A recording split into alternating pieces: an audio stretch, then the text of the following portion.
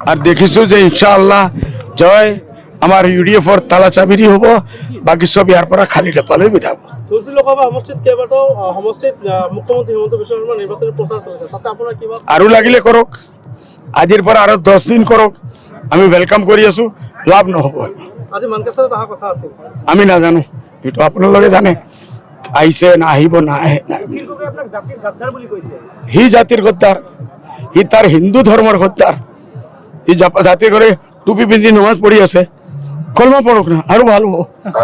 Okay, 15 বছর একো কাম কৰা নাই বুলি অখিল গগৈৰ চকটো ঠিক কৰক। যিটো লোকসভা নিৰ্বাচন আৰু দুদিন পিছত সমাগত, সেই নিৰ্বাচনৰ প্ৰচাৰ কাৰ্যৰ আজি অন্তিম দিন।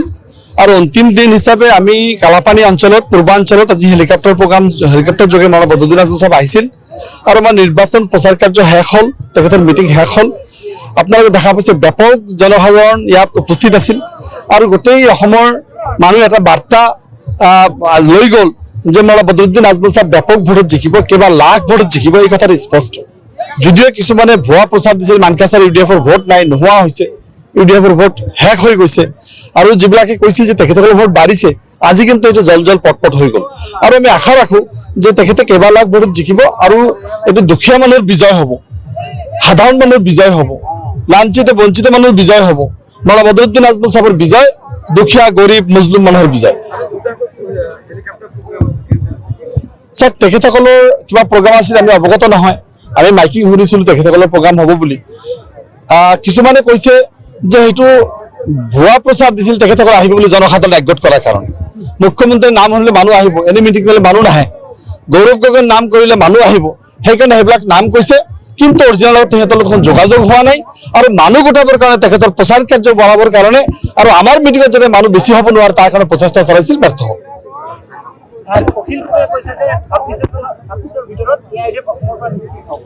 অখিল গগৈ নিজেই নিষ্শেষ, তেখেতৰ কি আছে? শিৱসাগৰত মানুহ নহয়, তেখেতে এটা এমপি কিন্তু দিয়াৰ হিম্মত হোৱা নাই। গোটেই যোৱাবাৰ 2014 চনৰ যিটো নিৰ্বাচন আছিল, সেই নিৰ্বাচনত বিজেপিক সমৰ্থন কৰিছিল, এইবাৰ কংগ্ৰেছক সমৰ্থন কৰিছে। তো তেখেতৰ কোনো স্থিতি নাই, এটা মেৰুদণ্ডহীন নেতা, এটা দুৰ্বল তেখেত নেতা।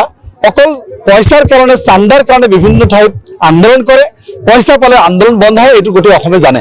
তেখেত চান্দাবাজ বুলি চবে জানে, আৰু তেখেতৰ কথা কোনো গুৰুত্ব নাই। এছেম্বলিত দেখিছে নাই কোনো গুৰুত্ব আছে তেখেতৰ? এছেম্বলিত কোনো চিৰিয়াছ কথা কয় নেকি? খালি হাল্লা কৰি কেনেকৈ কেমেৰাৰ সন্মুখত দপদপাই থাকিব পাৰিব, কোনো ৰুলছ, কোনো প্ৰচিডিউৰ মেইনটেইন নকৰে।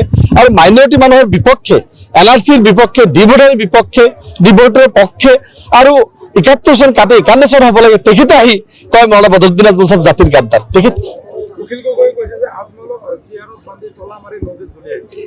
চাওক, এইবিলাক কথা চালুকীয়া কথা পাতিব পাৰে। অখিল গগৈ এজন বিধায়ক হয়, লাখ লাখ মানুহৰ প্ৰতিনিধি হয়, ইমান পাতল কথা আমি নকওঁ। অখিল গগৈৰ নিচিনা আমি পাতল নহয়। অখিল গগৈৰ তেখেতৰ স্থানত কোনো নাই।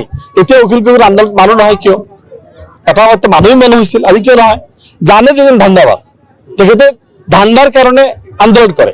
আৰু উজনি অসমত, মধ্য অসমত, গুৱাহাটীত এতিয়া ধান্দা বন্ধ হৈছে।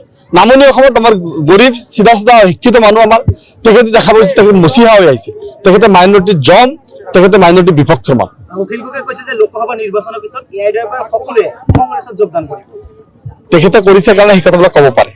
আমি যোৱা 19-20টা বছৰে বিভিন্ন সময়ত বিভিন্ন দলে, তৰুণ গগৈৰ পৰা আৰম্ভ কৰি সকলো নেতাই কৈছিল 6 মাহত দল শেষ কৰি দিম, 2 বছৰত শেষ কৰি দিম। যোৱাকালি পৰহি তেখেতসকলে কৈছে যে আমি বিসম্বাদ কৰি আছো। আমি বিসম্বাদ নেকি? আজিৰ মিটিংটো বিসম্বাদ নেকি? আজিৰ দলৰ বিৰুদ্ধে কোনো স্থিতি লৈছো নেকি? তো এনেকুৱা কথা বাৰে বাৰে কৈ আহিছে, ভিত্তিহীন। আমি ইমান গুৰুত্ব নিদিওঁ। কিছুমানে চিঞৰি থাকে, হাতীয়ে তাৰ কাম কৰি গৈ থাকে।